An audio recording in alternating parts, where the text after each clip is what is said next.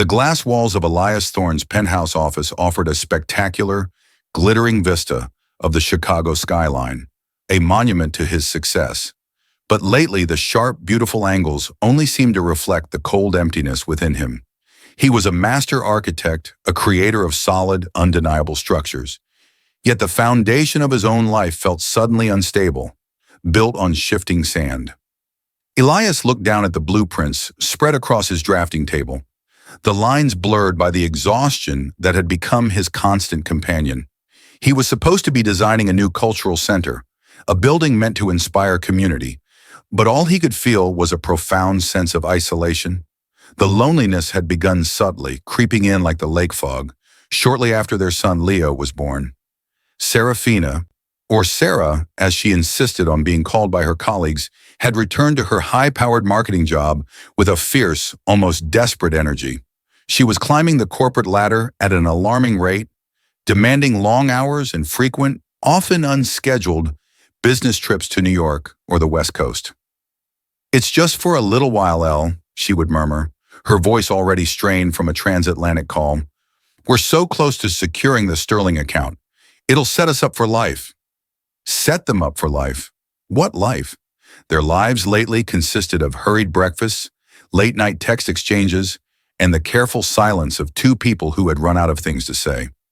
Elias was left with the meticulous routine of fatherhood, the early morning feeds, the lullabies, the quiet, tender weight of Leo in his arms.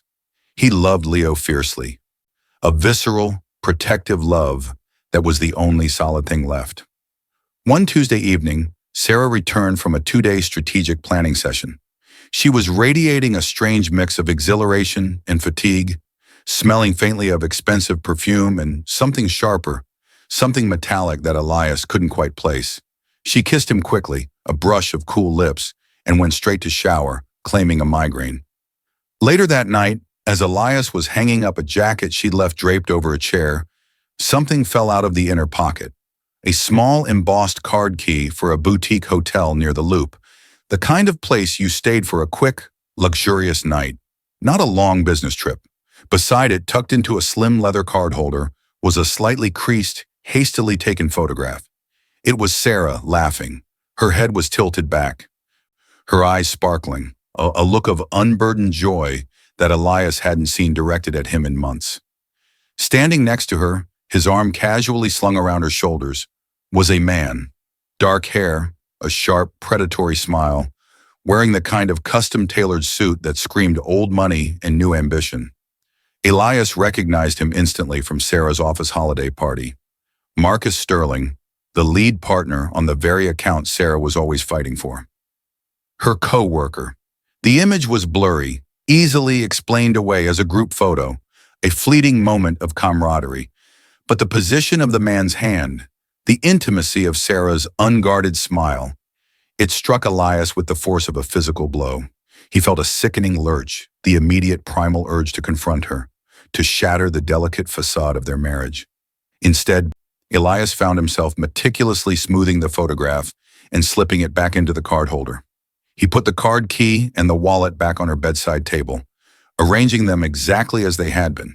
He was an architect of denial. To acknowledge the picture, the key, was to acknowledge the end of his world. And the end of his world meant the potential fracturing of Leo's. He walked to the nursery. The city lights cast long, silver streaks across Leo's crib. Elias watched his son sleep, the small chest rising and falling rhythmically. No, he told himself, the lie a cold, tight knot in his stomach. It's nothing, just an old picture, just a hotel key from a meeting. He stood there, a successful man surrounded by the trappings of a perfect life, feeling the first, terrifying tremors of the earthquake to come. He was paralyzed, caught between the instinct to destroy the evidence and the deeper, more cowardly need to protect the illusion, the fragile, beautiful lie of their family. He knew with a certainty that chilled him to the bone that the photograph was not the beginning of the problem, but merely the first piece of undeniable evidence. The fault line had been there all along, subterranean, just waiting for the pressure to become too great. He closed the nursery door gently, the soft click sounding like the final lock on his own prison. He went to bed and lay beside his sleeping wife, separated from her not by feet, but by miles of unsaid truths. The silence of the penthouse had once been a luxury. Now it was a deafening indictment. Elias found himself navigating their home like a ghost. Every glance at Sarah, every shared meal, a performance of normalcy that strained the last threads of his sanity. The faint, persistent doubt, ignited by the photo and the card key, was beginning to consume him, morphing from a flicker of suspicion into a cold, hard obsession. His professional life, usually a source of fierce pride and focus, suffered. The rigorous precision he applied to concrete and steel now turned inward, focusing on the flimsy, easily dissolved structure of his marriage. He found himself spending late nights not over blueprints, but over their joint financial statements. He was searching for the subterranean fault line, the hidden transaction that explained the coldness, the distance, the sheer emotional cost of Sarah's frequent absences. He found it buried under a cluster of legitimate business expenses, a recurring, rounded figure labeled cryptically as storage retention fee. It was a significant amount, too consistent to be a one-off error, too large for their typical luxury storage unit, and too vague to be traceable to a specific location without deeper digging. Using his professional network connections, resources he had never dreamed of using for such a purpose, he managed to trace the payment to a shell corporation tied to a high-end, discreet property management firm that specialized in extended-stay corporate residences near the Mag Mile. Not an office, not a storage unit, but a fully serviced private apartment, a potential nest. The truth hit him with the force of an actual impact, stealing his breath. This wasn't just a quick, careless affair. This was an established pattern, a place kept specifically for their clandestine meetings. Sarah had built a second life, a secret structure hidden just blocks from the life they had built together. Elias called in sick to his firm the next day. The lie felt liberating and sickening all at once. He watched Sarah leave for work, her usual hurried peck of a kiss, feeling like an insult. He waited an hour, then followed. He didn't tell her directly. Instead, he used a tracking app disguised as a shared family calendar, a trick she had once suggested for coordinating their busy schedules. He knew her routine, the rhythm of her workday, and he knew where she had been spending her nights.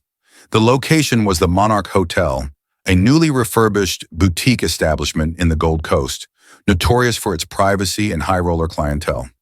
Elias parked several blocks away, settling into the anonymity of his sedan. He waited. The engine running, the Chicago air thick and cold outside. The hours dragged, punctuated only by the painful memories of their courtship, the shared laughter, the ambitious dreams they had whispered into the night, all now contaminated by the stench of deceit. At exactly 5:30 p.m., the moment the corporate workday would be winding down, the air changed. A sleek black luxury car pulled up to the hotel's discreet side entrance. The valet opened the door and out stepped Marcus Sterling. He looked exactly as he had in the blurry photo, sharp, arrogant, and undeniably attractive. Marcus spoke briefly to the doorman, checked his watch, and vanished inside. Elias gripped the steering wheel so tightly his knuckles turned white. He wanted to rage, to drive the car through the hotel's glass facade, but the cold architect in him prevailed. He needed proof, undeniable physical proof, not just emotional outburst. 10 minutes later, Sarah appeared on the sidewalk, walking briskly from the direction of the commercial district. She paused, glanced around nervously, a glance Elias had never seen her direct at him, then slipped inside the same side entrance. She hadn't arrived with Marcus. She had arranged a separate arrival, a calculated move that spoke volumes about the careful planning involved. This was not a moment of weakness. This was a conscious choice. Elias didn't need to see them together. The sight of her, the way she moved, the palpable, guilty energy she radiated was enough. He watched the light in a window on the 8th floor flicker on. Then a sheer curtain was drawn closed. The curtain acted as a final, cruel flourish, signaling the end of his marriage, the private stage where their lie would be consummated. He stayed for hours, a frozen monument to despair, until the city lights blurred and the reality set in. Sarah was cheating. His wife, the mother of his son, the woman who had vowed, "Till death do us part," was actively, systematically betraying him. As he finally drove away, the shock slowly began to yield to a terrifying new clarity. The affair was established. But a chilling thought, a subterranean fear more devastating than the infidelity itself surfaced, catalyzed by the sight of Marcus Sterling. Marcus, an undeniable presence. Leo, his son, a small, beautiful boy with strikingly fair hair. Unlike Elias's dark features, he remembered the arguments before Leo's birth, the unusual stress Sarah had exhibited, the vague time frame of her supposed conception. Elias had always attributed Leo's coloring to Sarah's distant Swedish ancestry, a convenient and comforting explanation. Now standing amidst the ruins of his faith, the logic felt flimsy, desperate. The emotional betrayal was confirmed. But the cold truth Elias now suspected, that the child he loved, the boy he called his son, might be the result of this calculated deceit, was an abyss he couldn't yet look into. It was the next structural flaw he had to investigate, the load-bearing pillar that could bring down not just the marriage, but the very identity he had constructed for himself as a father. He drove home not as a betrayed husband seeking revenge, but as a man desperately searching for the one, single, shattering fact that would explain everything. The secret about the child still lay in the shadows, waiting. Elias sat in the cavernous, silent living room of the penthouse, the panoramic view of the night city now nothing more than a blur of indifferent light. The architect's mind, trained to measure, calculate, and define, demanded a logical conclusion to the emotional chaos. He had witnessed the betrayal. Now he had to measure the true cost of the lie. He began with the only objective data point he had: Leo's birthday. From that date, he reverse-engineered the timeline of conception, working backward through the 9 months with the chilling precision he usually reserved for structural integrity reports. He accessed his digital calendar, cross-referencing Serafina's mandatory business trips. The process was agonizing, a slow-motion dissection of his own past. He remembered the period vividly, a time of intense professional pressure for both of them, punctuated by Sarah's sudden, lengthy absences. There was a critical 2-week window that his calculation highlighted, a window that corresponded precisely with a major marketing summit in Miami she had attended, a summit Marcus Sterling was also prominently listed as speaking at. During that time, Elias remembered being in the throes of a stressful project deadline, his interactions with Sarah limited to brief, exhausted calls. He recalled their first elated ultrasound. Sarah had seemed distant, almost detached during the early appointments, dismissing her mood swings as extreme morning sickness. Elias, meanwhile, had been bursting with paternal pride, sharing the news with anyone who would listen, already sketching designs for the nursery. He saw now with brutal clarity the disconnect between his unrestrained joy and her carefully controlled ambivalence. He realized that her silence hadn't been about being overwhelmed by motherhood. It had been about calculation and fear. The memory that truly shattered his composure was a heated argument that occurred almost 2 years ago, when they had first started trying to conceive without success. Sarah, frustrated by the lack of results and under pressure from her own family, had casually but firmly suggested they both undergo fertility testing. "It's just a routine thing, Elle. We need to rule things out," she had said, her voice laced with an unusual urgency. Elias, secure in his male pride and the easy assumption of his own potency, had reacted poorly. "I don't need a test, Sarah. I'm fine. It's probably just stress. Give it time." His refusal had been fueled by a deep-seated male ego, a foolish, narcissistic refusal to acknowledge any possible personal inadequacy.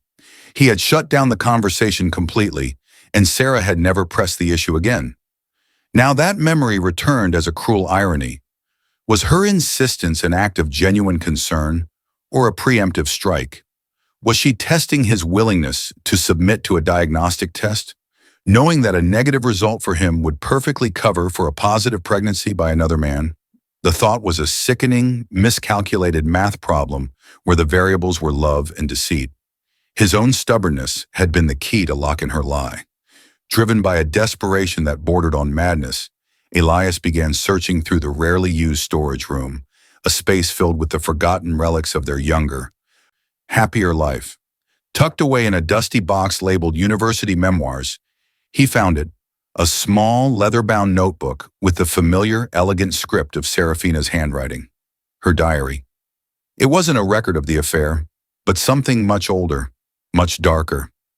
He flipped through the early pages, finding the entry written shortly after the Miami summit, the crucial time frame. October 14th. I'm late, 2 weeks late. I feel sick, not physically, but deep inside my bones. I took 3 tests. All positive. Marcus says it's my problem, that I need to handle it. He won't leave Catherine. He can't. My career hinges on this account, on his influence. If Elias finds out, everything is over. My life, my reputation, the climb. I can't go back to nothing. I need a solution. I need it to be Elias's. It has to be. Elias dropped the diary. The air seemed to rush out of the room, leaving him breathless. The words were a freezing confirmation, not just of the affair, but of a calculated, premeditated deception. This wasn't a moment of weakness or a slip-up in passion. This was a survival strategy, coldly executed. Sarah had intentionally engineered his fatherhood, using his love for her and his blind faith as the foundation for her lie. The shock of the affair paled in comparison to this existential void. The child he had named, nurtured, and loved, the boy he believed was the future of the Thorne legacy, was a prop in his wife's ambition. Leo was a child of guilt, a secret he had unknowingly housed and protected. The love he felt for Leo did not diminish, but it became contaminated, overlaid with the image of Marcus Sterling's predatory smile. The truth was no longer a suspicion. It was an undeniable, objective data point that had to be acted upon. The architect in him now had the final structural report. The foundation is compromised. The entire structure must be demolished. Elias gently closed the diary, the leather cool against his shaking hand. He looked toward the nursery, the love for the child warring fiercely with the rage toward the mother. His self-reproach was immediate and severe. His own arrogance had allowed this lie to flourish. Now the time for denial was over. There was only one step left, confirming the truth through the only irrefutable means. He was going to file for divorce, but first he was going to get the DNA test. The appointment was set in the sterile, air-conditioned quiet of a downtown law firm, far removed from the cozy warmth of domestic life. Eleanor Vance was exactly what her reputation promised. A woman sculpted by decades of navigating human failure, with eyes that saw through pretense and a voice as sharp and precise as a scalpel. She represented the cold, transactional reality of relationships ending. Elias laid out the evidence with the detached clarity of a witness, not a participant. The bank records, the Monarch key, and finally the agonizing pages from the diary. He skipped the emotional pleas and focused on the facts, the architect in him needing to define the broken load-bearing elements. "The infidelity is established, Mr. Thorne," Eleanor said, her fingers steepled on the mahogany desk. "We can proceed with standard fault-based divorce. But I hear a deeper concern." Elias met her gaze. "My primary concern isn't the infidelity, Ms. Vance. It's the child. Leo is 2 years old. I need a paternity test included as a non-negotiable condition. It must be confidential, administered immediately, and the results sealed until the court hearing." Eleanor didn't blink. A serious accusation, one that changes the entire dynamic. It moves this from a messy divorce to a potential case of marital fraud. "We will proceed exactly as you instruct. My recommendation, however, is to maintain the facade until the test is complete. Give your wife the impression you are willing to fight for the marriage, not for the truth." Elias hated the suggestion of more deceit, but he understood the necessity. He had to secure the truth before Sarah could construct a new, impregnable wall of lies. He left the office not with a sense of relief, but with the cold, heavy realization that he had formally set fire to his own life. That evening, the air in their penthouse felt thick with unspoken accusations. Elias waited until Leo was asleep, and the city below had settled into its nighttime hum. He found Sarah in the kitchen, meticulously arranging flowers. A ridiculous, sudden attempt at domesticity he hadn't seen in months. "Where were you this afternoon, Sarah?" he asked, his voice low and devoid of inflection. She flinched, the vest rattling slightly against the marble counter. She tried to maintain her composure, turning to him with a practiced expression of weary exasperation. "Elias, please. I told you, I was with a client, a very sensitive deal." "No," he cut her off, walking towards her, his gaze steady and unforgiving. "You were not. You were with a lawyer. And earlier this week, you were at the Monarch Hotel with Marcus Sterling. I know about the apartment. I know about everything." He didn't need to present the evidence. The sudden, total collapse of her carefully constructed mask was proof enough. The carefully applied makeup couldn't hide the sudden pallor of her skin. The perfect Sarah was gone, replaced by a terrified woman facing the consequences. She began to weep, theatrical and immediate. "Elias, please, listen to me.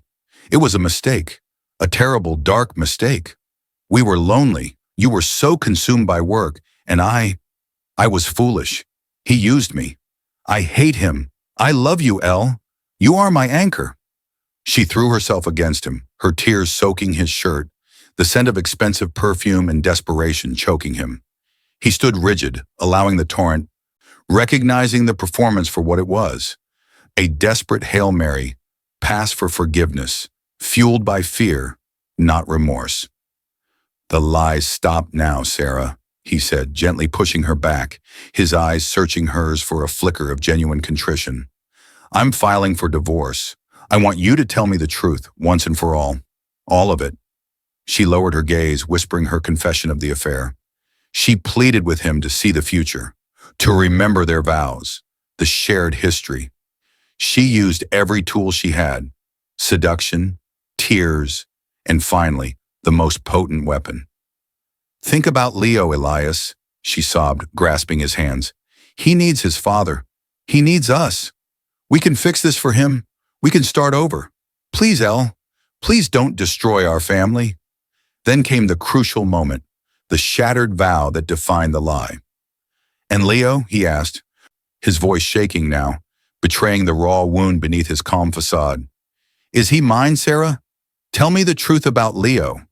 She looked up at him, her eyes wide, glistening with perfectly timed tears. "Of course he's yours, Elias. How can you even ask that? That's cruel. He is the only good thing to come out of all this. How dare you accuse me of something so vile? You're letting your pride destroy your son's life." She turned, walking quickly toward the nursery door, making a deliberate move to include Leo in the confrontation, using the child as a shield. "Look at him, Elias. Look at the love you have for him. Don't let Marcus and my foolish mistakes take that away from you. This is your chance to be the bigger man, the father he deserves." The sight of her standing by the nursery door, invoking their innocent son to protect her deceit, brought Elias to a breaking point. Her plea for him to choose the father over the man was the ultimate act of manipulation. She was betting that his genuine, profound love for Leo would make him choose the comforting illusion over the agonizing truth. He closed his eyes, tasting the bitterness of his own wounded pride and the deep sorrow of the lost years. He knew instinctively that if he dropped the DNA requirement now, he would be sentencing himself to a life built on a lie, forever subservient to her secret. "The papers will be served tomorrow, Sarah," Elias stated, his voice now steady and final. "And regardless of what you say tonight, the first step is the paternity test. I will not choose to live a lie to protect your reputation. You broke the vow, Sarah. You broke all of them." He watched her face crumble from despair to fierce, cold anger.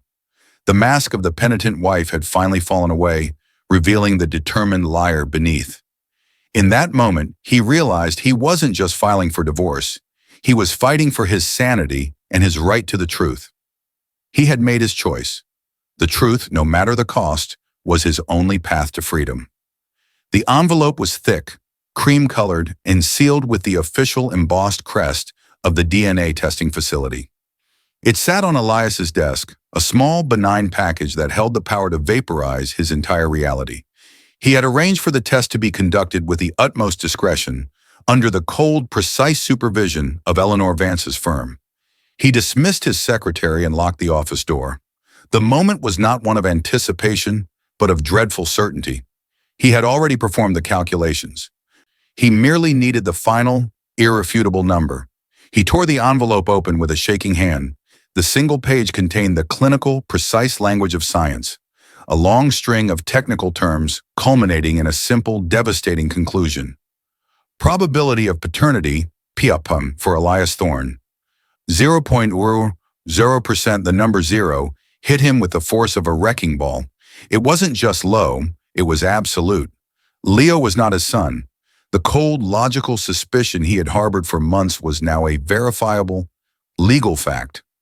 The man who had stayed up countless nights holding his child, who had celebrated his first steps, who had felt the fierce, protective love of a father, was now revealed to be nothing more than a carefully selected guardian for another man's secret. Elias did not scream. He did not cry. He felt a profound existential silence. The love he had for Leo, a love that transcended biology, fought a silent, brutal battle with the rage over the scale of the deceit. The knowledge that Sarah had looked him in the eye repeatedly and weaponized his love for the boy to protect her lie was the ultimate act of cruelty.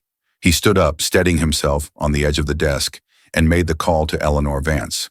"The results are negative, Eleanor. Proceed immediately. File the papers under extreme fraud." The following day, the papers were served to Serafina at her office. The initial quiet divorce Elias had hoped for instantly detonated into a vicious, public legal war. Serafina did not take the news with surrender. She reacted with the cornered ferocity of a wild animal, instantly leveraging the resources of Marcus Sterling, whose own image needed protecting. Within 48 hours, the narrative shifted. Sarah, through a high-powered and publicity-savvy law firm, launched a preemptive strike. The initial filings painted a picture of Elias Thorne as the cold, emotionally distant husband, the driven architect who put his career before his family. They alleged that the divorce was a spiteful attempt by Elias to punish Sarah for his own failures in the marriage, fabricating accusations of paternity fraud because he was unfit, incapable, and ultimately sterile. The phrase unfit and incapable sliced through Elias like glass. The very pride he had foolishly protected years ago, his refusal to take the initial fertility test, was now being weaponized against him. The Chicago social circuit, normally polite and detached, began to hum with judgment. Elias found himself ostracized at professional functions. Whispers followed him into his own firm. Clients began asking uncomfortable, veiled questions. The judgment of the elite was far more toxic than any court ruling. He was no longer a successful architect, but a man publicly exposed as either cuckolded or pathologically paranoid. Eleanor Vance met with him, her expression grim but resolute. "They are going for the jugular, Elias. They want to bury the DNA evidence under a mountain of character assassination and public sympathy. They want you to fold to protect your business. They want to make the child support and spousal support so astronomical that you'll walk away silent." "I won't fold," Elias said, his voice firm. "I have the truth. Let them attack my character. I need to know why. Why the lie about the child? Control, Elias. And money. If Leo were legally your son, she would have secured a massive asset pool and perpetual spousal support. This was a calculated financial maneuver from the start. We need to petition the court to unseal the DNA results immediately, but they will fight it every step of the way." The legal vortex began to pull him under. Discovery motions piled up, revealing the extent of Serafina and Marcus's intertwined finances and communications. A hidden life of luxury vacations and coordinated business dealings that had been paid for by the storage retention fee. The sheer logistics of the lie were staggering. It wasn't just a brief affair, but a parallel existence. One evening, while reviewing deposition notes late in his office, Elias stumbled upon a document he hadn't fully processed. A redacted email chain between Serafina and Marcus, dated just before Leo's birth. The subject line was simply, "Insurance." The body of the email contained cryptic language about mitigating risk and securing the trust. Though heavily redacted, the context suggested they were already discussing how to handle the inevitable legal challenges should the truth about Leo ever emerge. Elias felt a surge of cold fury. This wasn't merely passion gone wrong. This was a sophisticated financial conspiracy using a human life as collateral. The revelation hardened his resolve. The fight was no longer just about his broken heart or his name. It was about exposing the corruption of trust at its most fundamental level. He looked out at the lights of Chicago, realizing that behind every gleaming facade, every success story, lay a web of dangerous secrets. He was ready to pay the price, the social isolation, the financial drain, to drag the truth out into the harsh, unforgiving light. The only thing left to do was unleash the evidence that would finally silence the storm of lies. The scent of stale coffee and desperation clung to Elias's office. He was no longer just fighting for a divorce. He was battling a relentless public relations machine orchestrated by his estranged wife and her lover. The scandal had gone tabloid. The glossy, sensational covers depicted Serafina as the tragic victim, a beautiful young executive trapped in a loveless marriage with an emotionally stunted older architect. "Corporate king's cold heart forced wife into coworker's arms?" one headline blared. Another, more damaging one, cited an anonymous family source, claiming Elias was bitter over his inability to provide an heir, linking the divorce directly to alleged infertility. The articles were filled with carefully leaked, flattering photos of Serafina, usually holding Leo, her expression one of poignant maternal sorrow. The damage was immediate and structural. Two major developmental projects Elias had been courting were put on indefinite hold. His partners urged him to settle quickly, prioritizing the firm's stability over his personal war for truth. The burden of honor felt crushing. The very society that once celebrated his ambition now condemned his alleged emotional cruelty. Eleanor Vance, however, remained unmoved by the media circus. She had been digging through the mountains of electronic discovery, searching for the concrete evidence that transcended Serafina's emotional theater. One late afternoon, she highlighted a file for Elias, a chain of encrypted messages from Serafina's work email to Marcus's personal address, dating back to the crucial conception period. The messages were chillingly dispassionate, written in the cold corporate vernacular they both used. They discussed the project, Leo, and specifically the mitigation strategy should Elias ever grow suspicious. S. He refuses the standard diagnostics. His pride is monumental. It's working perfectly. M. Good. That simplifies the paperwork considerably. His ego will be our insurance policy. We proceed with the legal legitimization as planned. S. I hate having to play this out, but it's the only way to secure the full share and his perpetual compliance. We frame it as his failure to conceive. It's ironclad. Elias felt a surge of nausea that quickly solidified into a granite resolve. His earlier suspicions of calculated deceit were confirmed. This wasn't just leveraging his pride. It was a deliberate financial scheme to use his potential or assumed infertility as the perfect cover for their fraud. They had seen his self-respect as a weakness to be exploited, not a characteristic to be protected. "This changes everything, Elias," Eleanor said, her voice taut with professional satisfaction. "This proves premeditation and conspiracy to defraud. This will destroy them, both personally and professionally. Marcus's firm will drop him instantly."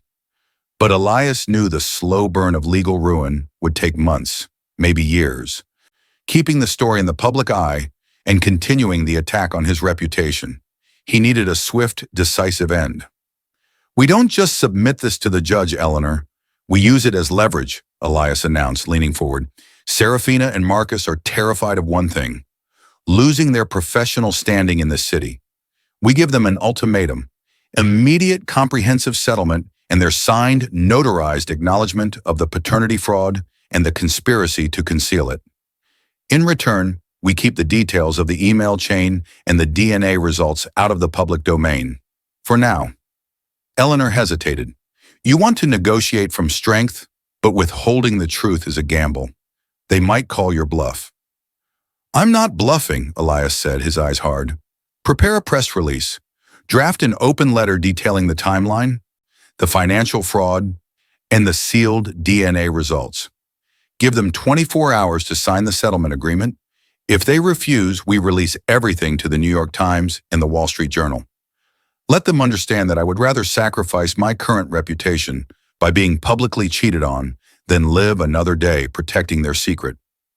His decision was a profound act of self-liberation. He chose to be the author of his own catastrophe rather than a victim of their script. The truth was his only weapon, heavy and unforgiving. He accepted the risk of being publicly reviled, knowing that the deepest betrayal had already occurred, and the only path to regaining his honor was through the light of truth. The battle had moved beyond assets and custody. It was now a stark, moral war for integrity. The conference room felt like a Cold War bunker, stripped of any pretense of courtesy. Across the polished mahogany table sat Serafina and Marcus Sterling, their faces pale, etched with the realization that their carefully constructed world of corporate ambition and deceit was seconds away from implosion. Serafina's lawyer, having reviewed Eleanor Vance's evidence, the DNA results and the damning insurance email chain, had advised immediate unconditional surrender. Eleanor Vance slid the settlement agreement across the table. It was a document of painful compromise. Serafina would receive a substantial lump sum payout, enough to secure her financial future and soothe her wounded pride. In return, the document explicitly stated her voluntary admission of the marital fraud, the intentional concealment of Leo's paternity, and a formal, irrevocable waiver of all current and future claims for spousal and child support from Elias Thorne. Crucially, the sealed DNA results would remain sealed, provided the terms were met. Serafina's hand trembled as she picked up the pen. Her eyes, usually sparkling with ambition, were hollowed out. She looked at Elias, not with rage, but with a desolate, pathetic plea for him to show mercy, to spare her the final public humiliation. "It didn't have to be this way, Elias," she whispered, her voice cracking. "We were going to be the perfect family." "You didn't want a family, Sarah," Elias responded, his voice low and firm. "You wanted a shield and a bank account, and you signed up for this the moment you chose the lie over me. Sign the papers." Marcus, silent and visibly seething, finally leaned in and pressed her hand down. "Sign it, Sarah. It's over." The sound of Serafina's signature scratching across the paper was the final, grinding sound of their marriage collapsing.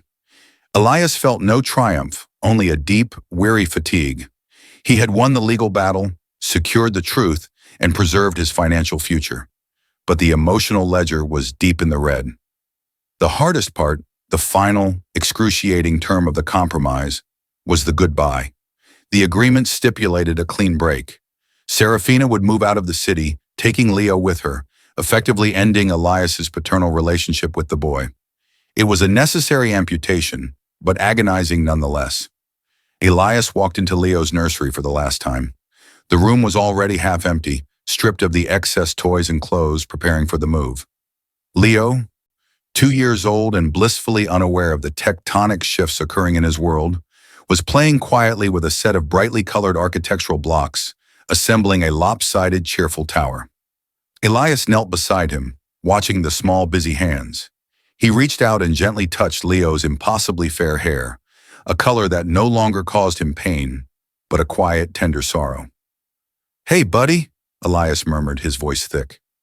Leo looked up, his bright, innocent eyes that shared no genetics with Elias, yet mirrored the fierce, protective love Elias felt, beaming at him.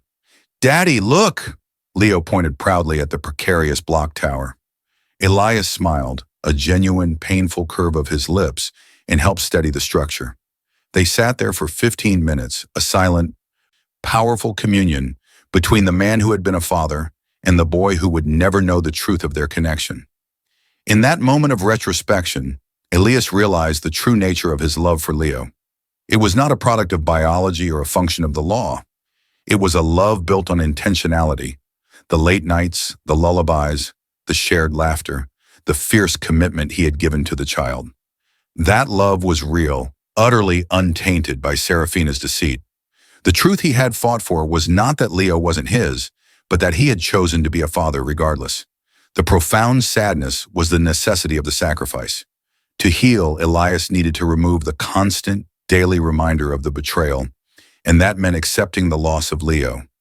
Holding on to the boy would mean living forever in the shadow of Serafina's lie, tethered to a family that was never truly his. When Serafina finally appeared in the doorway, her expression softened by a flicker of regret. She didn't try to speak. She simply nodded toward the door. Elias rose. "Be a good boy, Leo," Elias said, kissing the top of the boy's head, inhaling the familiar, sweet scent of clean baby skin. "Be good." He walked out of the nursery and out of the penthouse for the last time.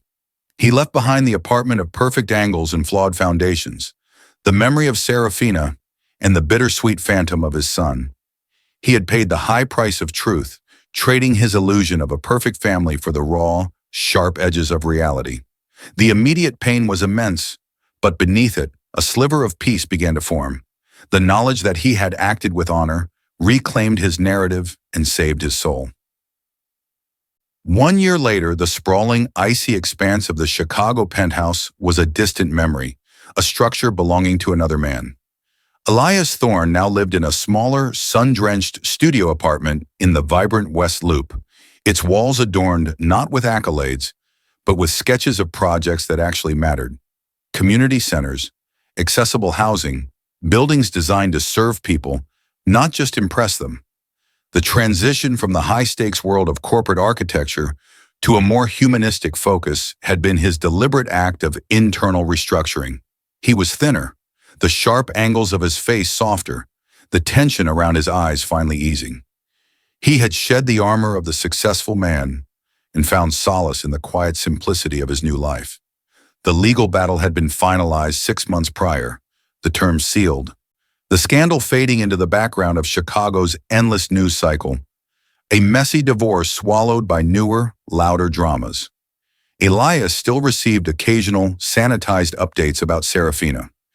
She and Marcus had married quickly and were still living in the city, but they had been effectively excommunicated from the exclusive social and professional circles they once desperately sought to dominate. Their professional climb had stalled. The whispers of the fraud, the compromised reputation, acted as an invisible, perpetual quarantine. They had won their financial settlement, but lost their honor and social currency. He realized with a quiet certainty that the justice he had sought was not delivered by the court, but by the relentless consequences of their own actions. The greatest liberation was the knowledge that he was no longer bound to the corrosive energy of hatred or the need for vengeance. The relief was not in seeing them suffer, but in the freedom from their lie. Elias learned to process the grief of losing Leo, not as the loss of a biological son, but as the loss of a chosen connection. He kept the photo of the child in a desk drawer, looking at it occasionally, a quiet reminder of the pure love that had existed, untainted by the mother's deceit. He learned that love, true love, was never the failure. The failure was the absence of truth.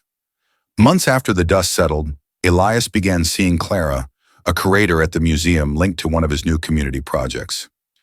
Their relationship was built on conversations that were slow, deliberate, and fiercely honest. There were no grand pronouncements, no rushed vows. One night, over a simple dinner, Elias found himself talking about the divorce, about Sarah, and finally about Leo. He presented the painful, ugly truth not as a victim's lament, but as a necessary foundation for any future they might have. Clara listened without judgment. Her acceptance of his complicated past, his trauma, and the profound sadness he carried was the first true gift of intimacy he had received in years. "You chose the truth, Elias," Clara had said gently. "That's the hardest thing to do. It takes courage." In that moment, Elias understood the ultimate lesson of the catastrophe. He hadn't chosen the perfect image or the comfortable lie. He had chosen the brutal, sharp edges of reality. The act of choosing the truth about Sarah, about Leo's paternity, and about his own flaws and allowing his pride to be exploited, was the ultimate defining act of self-respect he had left. Elias walked out onto his small balcony, the night air cool and invigorating. He looked up at the stars, not the intimidating, cold lights of the skyscrapers he once designed, but the actual sky. He was no longer trying to construct the perfect life for others to admire. He was simply living a life built on solid ground, brick by honest brick. The scars remained, a map of the battlefield, but the wounds were healing. He was free, finally and completely, from the burden of the lie.